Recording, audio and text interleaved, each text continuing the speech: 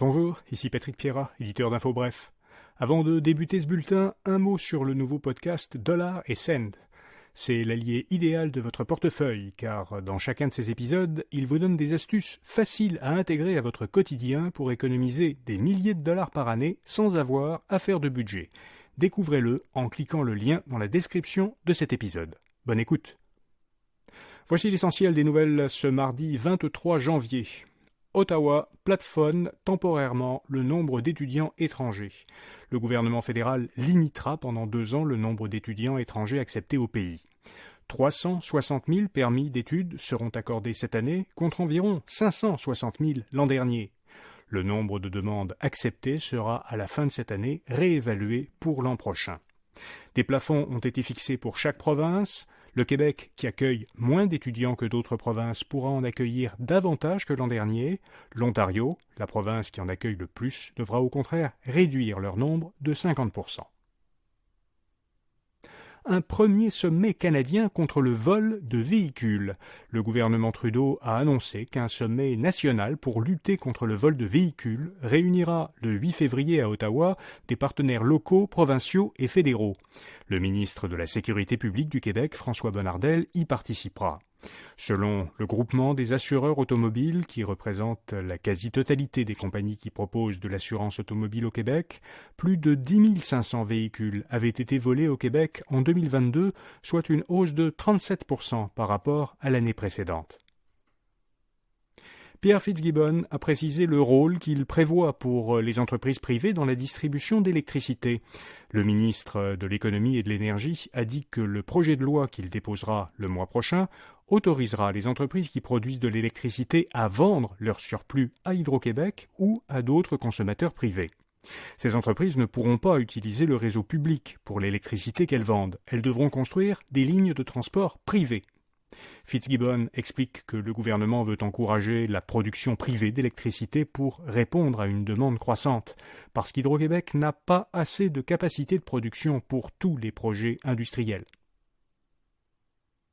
La Russie accuse l'Ukraine d'avoir attaqué un terminal de gaz naturel liquéfié près de Saint-Pétersbourg, en Russie, à environ 1000 km de la frontière ukrainienne.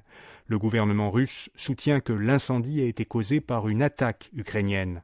Selon des médias ukrainiens cités par l'agence de presse Reuters, ce serait le résultat d'une opération spéciale menée par les services de sécurité ukrainiens.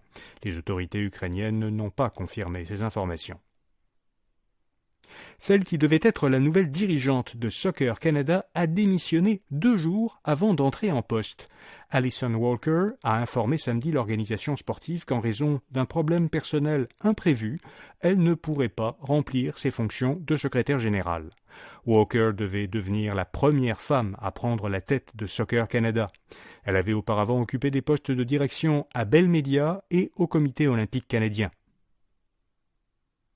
La hausse des taux d'intérêt a accentué les écarts de richesse et de revenus. Statistique Canada a comparé l'évolution du 3e trimestre 2022 au 3e trimestre 2023 du revenu des 40% qui ont le plus bas revenu et des 40% qui ont le plus haut revenu, et celle du patrimoine des 40% les plus pauvres et des 40% les plus riches. Dans les 2 cas, les écarts ont grandi.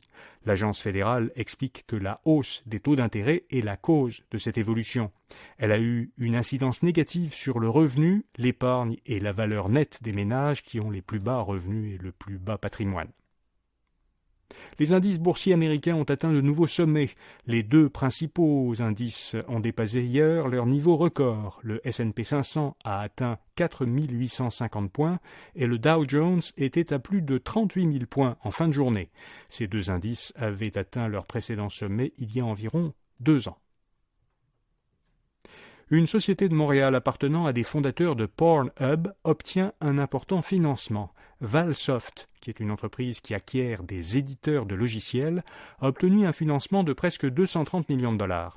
Ce financement est consenti sous la forme de prêts que Valsoft compte utiliser pour faire de nouvelles acquisitions. L'entreprise possède déjà actuellement près de 100 sociétés. Elle génère plus de 450 millions de dollars de revenus par an.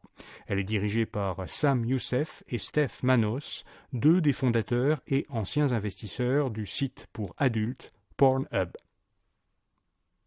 La plupart des PME passent à côté de crédits d'impôt auxquels elles ont droit. Dans un sondage mené le mois dernier par la Fédération canadienne de l'entreprise indépendante auprès de PME québécoises, 60% ont dit qu'en général, elles ne connaissaient pas les crédits d'impôt mis en place par le gouvernement du Québec pour les aider. Et puis Loblaw fait marche arrière et rétablit ses rabais de 50%. La semaine dernière, le plus grand épicier canadien avait diminué de 50 à 30% le taux de son rabais dernier jour de vente, qu'il applique à certains aliments qui sont arrivés près de leur date de péremption. Mais la décision de réduire ce rabais avait suscité du mécontentement. Un député néo-démocrate avait demandé au Bureau de la concurrence du Canada d'enquêter sur d'éventuelles pratiques anticoncurrentielles de Loblaw. La société a reculé.